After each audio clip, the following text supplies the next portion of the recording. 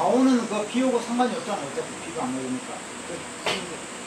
아, 이제 우리가 이 가온 재배랑 비가림 재배가 좀 달라요. 특성이, 세고노 특성이.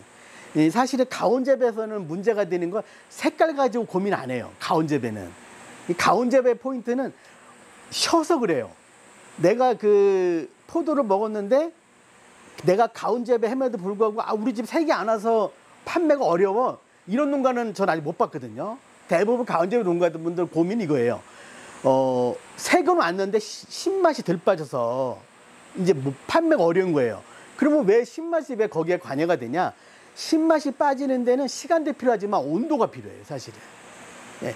예를 들어서 지금 8월 날씨가 한 10월, 평년 10월 초 정도 날씨면은 우리가 여러분들이 색깔 걱정 안 하셔도 돼요. 오히려 그때는 신맛 걱정을 하셔야 돼요. 왜냐면 우리가 포도의 신맛 아니면 일반 과일의 신맛이 대부분 그 삼복더위를 지나면 다 빠집니다. 그러니까 우리가 호흡하는, 내가 그 사람도 더우면 호흡을 많이 하거든요. 과일도 마찬가지예요. 더우면 호흡을 많이 해서 그러면 호흡하는 기질을 산을 써요. 특히 그 우리가 사가산이라고 알고 있는 말리게시들을 써요. 그래서 날이 뜨거우면 산이 많이 빠지거든요. 그렇기 때문에 그 대신 색깔은 한 야간 온도가 18도씨 이 약간 낮은 온도에서 잘 오거든요. 그래서 우리가 가온 재배는 그게 충족이 돼요. 그러니까 색이 잘 오는 거고, 그리고 우리가 또 하나 비가림 재배에서도 우리가 그런 현상을 볼 수 있는 게, 우리가 이제 이벌 포도라고 표현하나요? 왜 그 겨순에서 나온 포도, 그 포도를 보시면 돼. 그 포도는 색은 기가 막혀요. 예, 걔가 약간 선선할 때 그게 포도가 저기 있거든요. 그 대신 그 포도도 역시 쉬어요. 예, 그래서 우리가 그 작향에 따라서 이렇게 어디에 더 집중을 해야 되는지 좀 차이가 있다. 예. 신맛이 나는 것이 저녁 온도가 떨어져야 되는 것인지 낮의 온도가 떨어져야 되는지 그것을 말씀해 주시면. 신맛을 더 떨어뜨리려면 낮의 온도가 높아야 돼요. 근데 수납팬이 지금 돌아가는 게 맞아야 그러면 저녁에만 돌려요. 이제 어느 뭐 목적으로 돌리냐에 따라 다르겠죠. 그러니까 낮에도 막 30도가 32, 3도면 낮에도 돌려야 되겠죠. 근데 이게 신맛을 떨어뜨리려고 그러면 저녁 온도를 낮춰야 되는 것인지 한 18도 정도는 낮추려고 그러면. 아니, 그러니까 저녁 온도를 낮추면 더 안 떨어질 거예요. 그냥 낮의 온도가 높으면 돼요. 낮에 온도가. 예, 예. 팬을 돌릴 필요가 없냐. 그러니까 저는 저 순환 팬이 아마 팬이 돌아간 데서 온도는 많이 떨어지지 않을 것 같은 생각이 들거든요. 왜냐면 우리가 그 바람 때문에 시원한 거지 온도 자체는 아마 그렇게 많이 안 떨어질 거예요. 저는 만일 그 순환 팬을 지금 돌린다면 그 온도 낮추는 목적보다는 제 생각에는 공기를 요동을 시켜서 이런 다습한 조건에서 입에도 좀 약간 건조를 시켜서 그 뭐 병을 막아준다든지, 예, 그런 게 더 도움이 되지 순환 팬을 돌려서 온도 자체를 떨어뜨리기는 쉽지 않을 거다. 근데 밤에도 저는 그거 돌려서 얼마나 떨어질까. 그리고 산은 신맛은 온도가 저녁 온도가 낮다면 더 안 떨어져요. 저녁에 낮에는 더 안 떨어진다. 그럼 신맛을 없애기 위해서 저녁에 팬을 돌릴 필요는 없네. 예, 예. 그리고 이제 그건 이제 가온 재배 얘기니까. 그러니까 우리 지금 이 하우스도 한골 연동인데 가온한 게 아니거든요. 네. 가온 안 하셨죠? 보니까 가온한 건 아니에요. 그냥 자연 상태에서 그러니까 좀 문을 좀 일찍 내리고 그랬고 가온 안 하고 있는 것 같은데. 그러면 만약 가온 안 했다면 일반 비가림보다 한 달 정도 빠를 거예요. 최대. 예. 그러면 신맛 걱정 안 하셔도 될 것 같은데. 제가 말한 신맛 걱정은 한 6월이나 5월 정도 따는 포도, 늦어도 7월 초에 따는 포도, 예, 그런 게 이제 걔가 성숙기 때 온도가 낮아서 산이 안 빠지는 거지. 박사님 근데 지금 밭에 한번 가보셨어요? 예, 요거 봤어요. 제가 보니까 막 바짝 마른 것 같아서.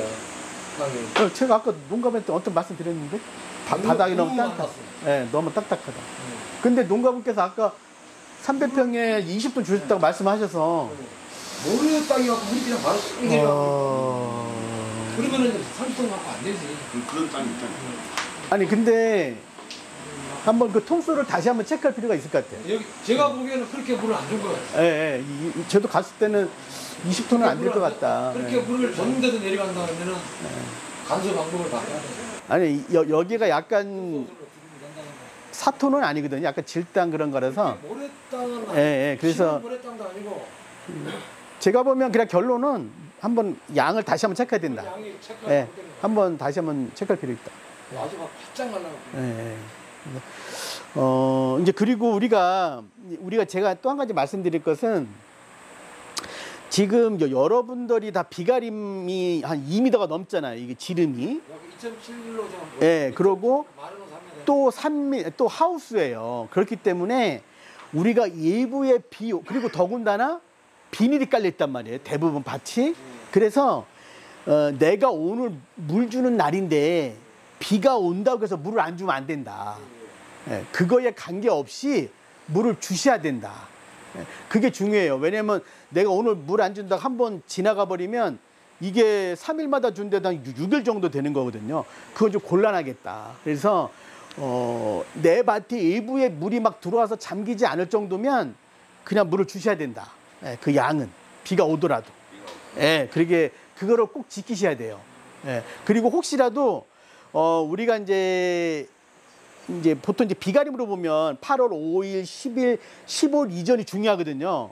이때 만일 이제 또 농가분들이 열과가 혹시 하나 보인다고 해서 뭐 멈출 수도 있거든요. 물 주는 거를. 저는 그때도 열과가 좀 오더라도 줬으면 좋겠어요. 예. 예, 예, 예. 왜냐면, 우리가 그때 또 멈추면 색도 멈춰버릴 수 있거든요. 그래서 그때도 열과도 좀 그러니까 우리가 사실 뭐 평소에 여러분들이 지금 제가 보면 물을 한 성수기에 5톤 미만으로 주시고 관리했거든요. 그렇게 해서도 열과가 간혹 있었을 거예요. 예. 예, 전혀 없지 않잖아요. 그게 만약 수치를 뭐 한 3 내지 5%라면 예를 들어서 내가 물을 줘서 색이 왔을 때 가정하면 열과를 어디까지 허용할 건지 제가 보면 글쎄요 한 10% 또는 15%? 예, 그걸 좀 정하고 그거는 좀 감내하셨으면 좋을 것 같아요. 그 대신 지금 여러 가지 책을 보면 성수기에 건조하고 어느 날은 또 습하고 이게 진폭이 큰 게 열과가 많다는 적이 많거든요. 오히려 토양 수분을 일정하게 가는 게 오히려 열과가 더 적다. 그래서 아까 이쪽 분에서 아까 초기에 제가 이제 물어봤던 거 내가 배수 잘 되는 밭이나 배수가 덜 되는 밭이 있는데 어느 밭이 더 뭐 잘 익나 이렇게 물어봤잖아요. 그럴 때 저는 많은 분들이 약간 배수가 안 되는 밭을 꼽아요. 왜냐면 저는 그걸 이유를 두 가지로 보거든요. 첫 번째는 농가분들이 성수기 때 생강밭에 물을 안 주시는 거예요. 근데 그 밭은 약간 배수가 안 되는 밭은 옛날에 논했던 밭이 그런 밭이거든요. 대부분요.